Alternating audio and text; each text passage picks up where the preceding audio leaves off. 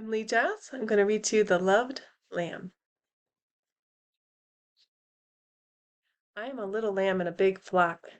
The shepherd chose me to be in the flock and bought me. I heard him say he gave all that he had to purchase me.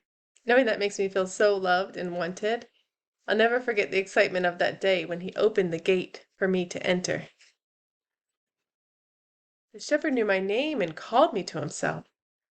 He explained the pain that was to come, but I submitted myself to his warm, caring hands, and he marked me for himself. I stayed as close to the shepherd as I could. He sang songs to his flock and talked to us and told us about the field and the great big world we were in. I wanted to be near him to get to know him. I loved everything he said. At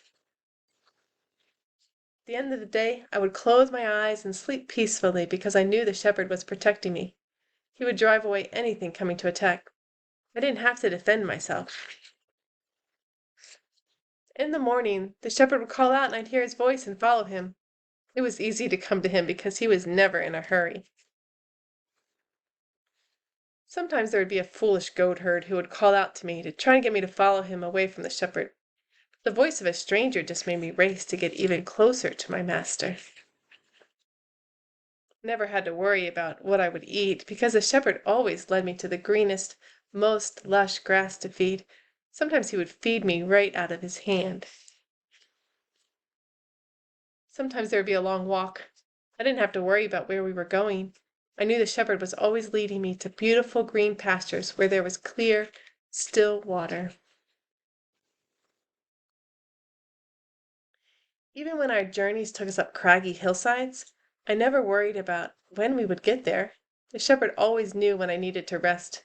I never fainted on the way. He made sure I reached the perfect place of rest he had chosen for me. Sometimes we'd stay a while in one of those green pastures with the clear water, and then the shepherd would call me to himself. I would stand silent before him, submitting to his skillful hands as he sheared off my thick wool.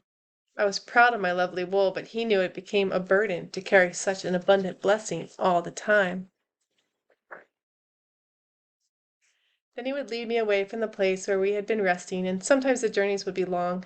If I ever strayed from the flock, the shepherd would take his staff and go find this little lost lamb and guide me back home to the flock. One time I didn't keep my eyes on the shepherd, and I turned aside just a little and stepped on the thorn. The shepherd stopped and tended to me, and then carried me until I was healed.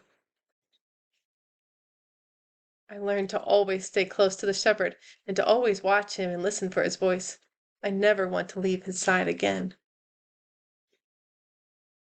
I know when I am by his side, he will reach down and give me an affectionate pat or warm embrace. I love to be with my shepherd, and he loves to be with me.